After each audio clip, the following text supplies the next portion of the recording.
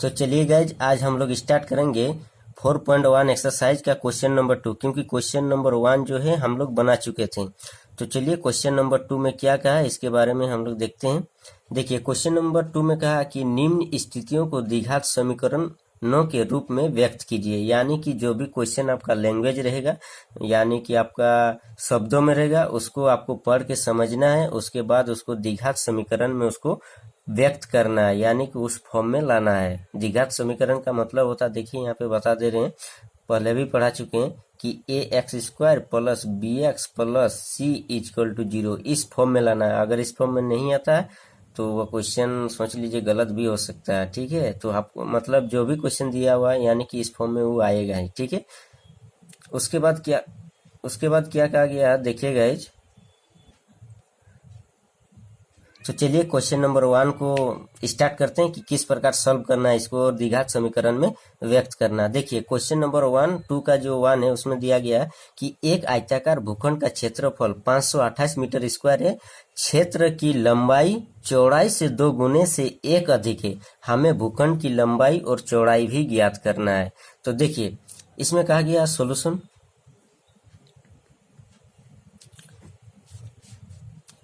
हम लोग को सबसे पहले फिगर बनाना है समझने के लिए। देखिए फिगर बना देता हूँ।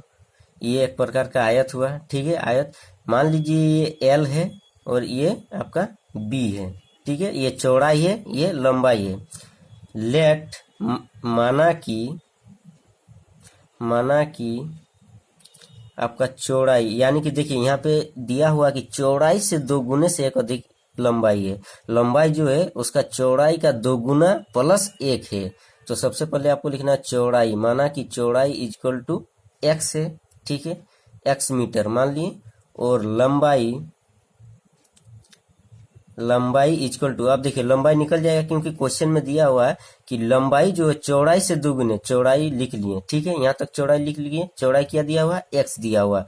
अब एक्स का 2 गुना यानी कि 2 से गुना कर दिए, 2 गुना आ गया। उसके बाद फिर बोला क्या, 1 अधिक है, प्लस 1 लिख दिए। यहाँ तक तो समझ गए होंगे। चलिए आगे बढ़ते हैं। अकॉर्डिंग टू क्वेश्चन के अनुसार, चूंकि हम जानते हैं कि आयत का जो क्षेत्रफल क्या होता है, लंबाई इंटू चौड़ाई होता है, तो लिखिए आयत का क्षेत्रफल इक्वल टू लंबाई इंटू चौड़ाई। ठीक है, अब देखिए लंबाई कितना दिया, 2x प्लस 1, 2x प्लस 1, और इंटू चौड़ाई कितना दिया हुआ है, x। यहाँ से x उठा लें। अब देखना है कि आयत का क्षेत्रफल, देखिए क्वेश्चन में कितना दिया हुआ है, 528 मीटर स्क्वायर। इसको लिख दिए 528। अब देखिए, अब इसको गुना कीजिए, 528 इक्वल टू एक्स से जब इसको गुना करेंगे तो एक हो जाएगा 2x², फिर एक के साथ करेंगे तो प्लस x।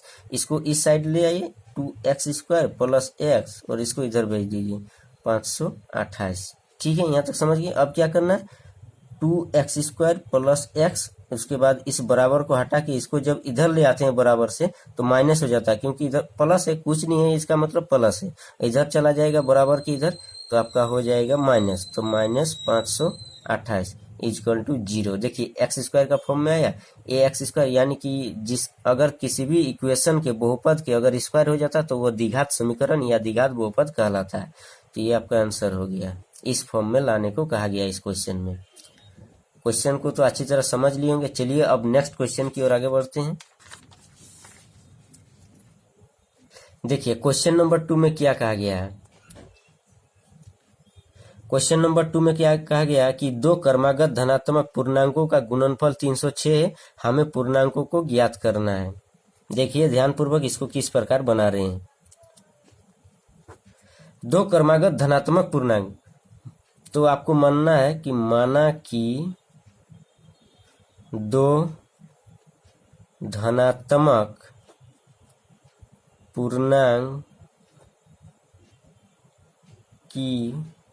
पूर्णांकों की संख्या इक्वल टू एगो x ले लीजिए और एगो x प्लस 1। क्योंकि धनात्मक पूर्णांक क्या होता है, यानी कि जो पॉजिटिव होता है, जो भी नंबर होगा वो पॉजिटिव होगा, नेगेटिव नहीं होना चाहिए। जैसे x के जगह हम अगर लगते हैं 1 रख दिए।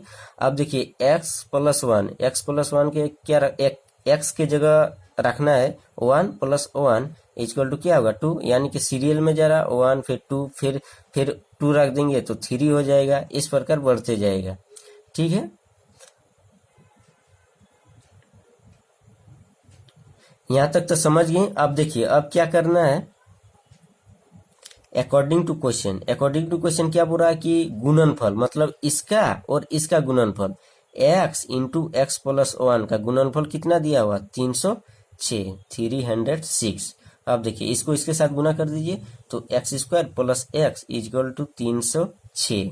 अब क्या करना है, एक्स स्क्वायर प्लस एक्स बराबर के इधर जब इस संख्या को ले आते हैं तो आपका माइनस हो गया 306 इक्वल टू 0। देखिए द्विघात फॉर्म में आ गया, एक्स स्क्वायर आ गया यानी द्विघात फॉर्म में आ गया, ये आंसर हो गया। ठीक है, अब चलिए क्वेश्चन नंबर 3 को बनाते हैं।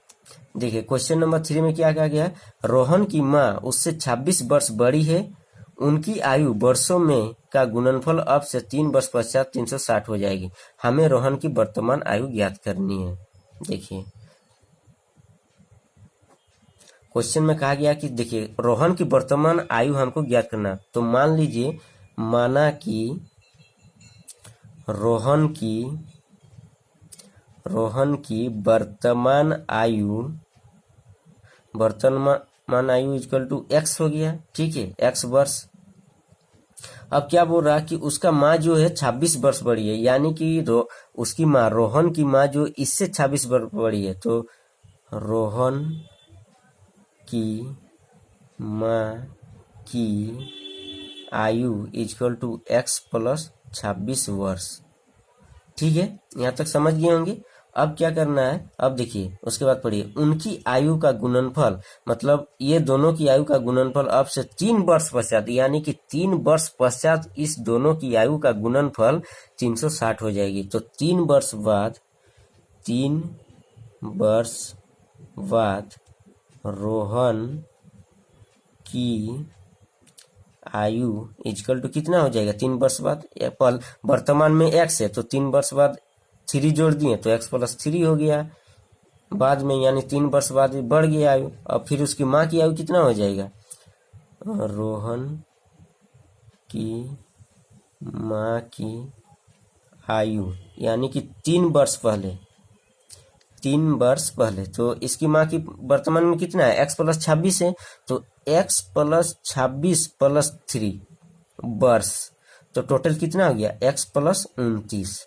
ठीक है, यहाँ तक तो समझ गए। अब क्या बोल रहा है क्वेश्चन में, अकॉर्डिंग टू क्वेश्चन क्या बोल रहा है कि इसका और इसका, ठीक है, इसका और इसका जो गुणनफल है कितना है 360 है, यानी कि एक्स प्लस 3 गुना एक्स प्लस 29 इक्वल टू 360। ठीक, यहाँ तक तो समझ गए।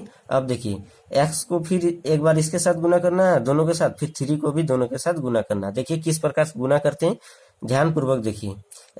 एक्स को जब एक्स के साथ करते हैं तो एक्स स्क्वायर, फिर एक्स को जब 29 के साथ करते हैं तो 29x हो गया, प्लस 3 को जो x के साथ फिर से करते हैं तो 3x, उसके बाद 29 के साथ करते हैं तो कितना हो गया 3 9 27 और 3 दूगुने 6 और 2 कितना हो गया 6 2 8 87 इक्वल टू 360। ठीक है, अब देखिए 29x और 3x कितना हो जाएगा, दोनों का जो है क्या है बेस सेम है तो इसको जोड़ा जाएगा, 3x और 29x यानी 29 30 31 32 32x प्लस 87 इक्वल टू 360।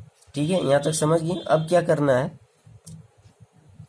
अब देखिए x square plus 32x plus इसको इधर ले चलते हैं पहले, बराबर 360 माइनस 87 कर देते हैं। अब 360 में एक्स स्क्वायर प्लस 32x बराबर 360 में आपका 87 यानी कि 87 अगर माइनस कर देते तो कितना बचता है 7 3 10 8 और कितना देने से 15 हो जाएगा 9, उसके बाद इधर चला गया तो 2 यानी कि 293 हुआ। ठीक है, अब क्या करना है x प्लस 32x इसको जब इधर ले आते तो माइनस हो गया 293 इक्वल टू 0। देखिए x के ये वाला एक प्रकार का द्विघात समीकरण बन गया। अतः ये एक द्विघात समीकरण है आंसर। ठीक है, अब चलिए नेक्स्ट क्वेश्चन की ओर आगे बढ़ते हैं। ये तो अच्छी तरह समझ में आ गया होगा। देखिए क्वेश्चन नंबर 4 में क्या कहा गया है।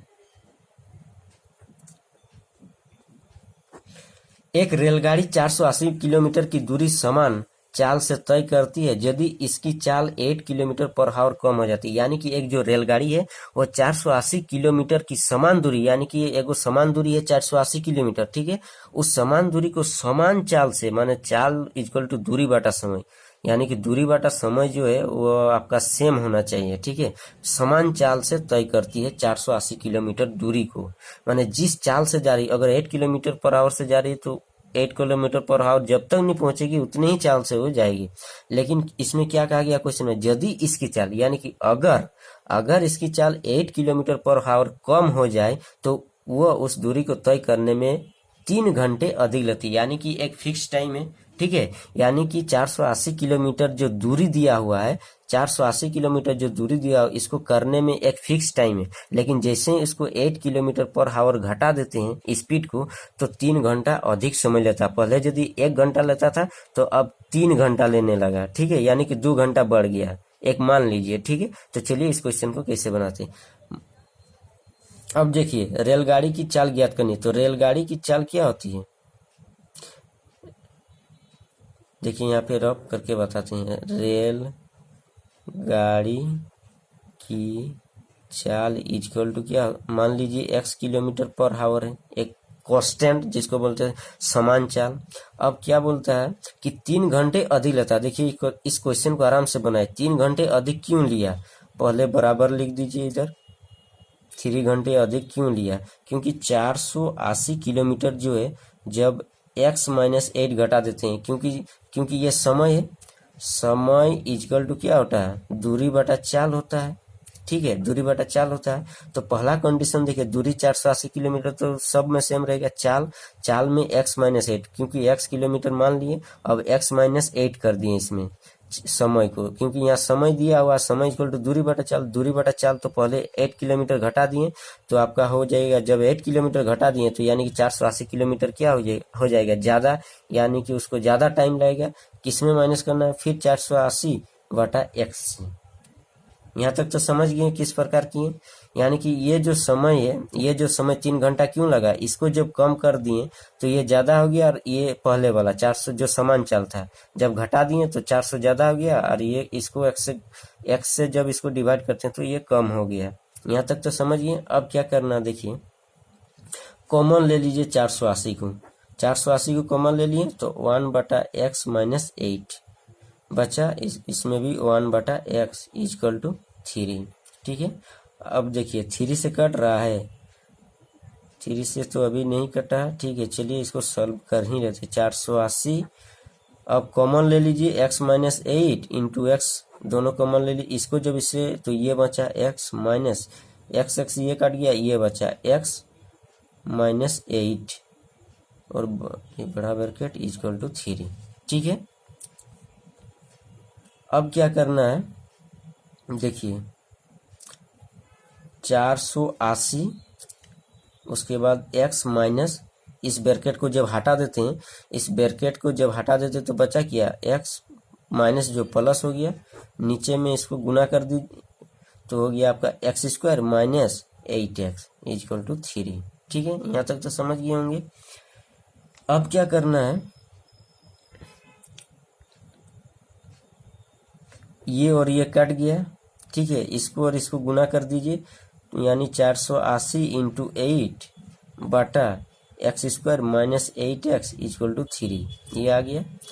अब देखिए 3 से ये गुना कर दीजिए तो आपका हो गया इधर, और इसको इधर लाइए तो 3x स्क्वायर, उसके बाद 3 8 24x, इसको इधर ले आए 480 इंटू 8, इसमें से कॉमन ले लीजिए, 3 कॉमन ही हो जाएगा, minus 8x equal to 480 into 8, ठीक है। यहाँ तक तो समझ गए होंगे। अब क्या करना, 3 से काट रहा है आपका, 3 1 3 1 8, हाँ काट रहा है, कितना बार में, 1 और 6, 3 16 48, 160 बार में कट रहा है।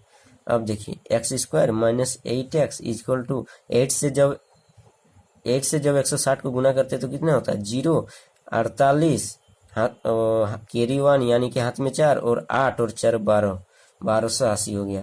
एक्स स्क्वायर माइनस 8x इसको जब इधर ले आते हैं तो माइनस 1280 इक्वल टू 0। देखिए द्विघात फॉर्म में आ गया आंसर, यानी कि 4.1 आपका समाप्त हो गया। तो गाइज किस प्रकार लगा आपको ये सॉल्यूशन करने में? अगर अच्छा लगा सॉल्यूशन आपका, अगर अच्छा लगा दिखने में या फिर समझने में, तो वीडियो को लाइक जरूर कीजिएगा, साथ ही साथ अपने फ्रेंड को शेयर कर दीजिएगा। धन्यवाद। नेक्स्ट वीडियो में फिर से मिलते हैं।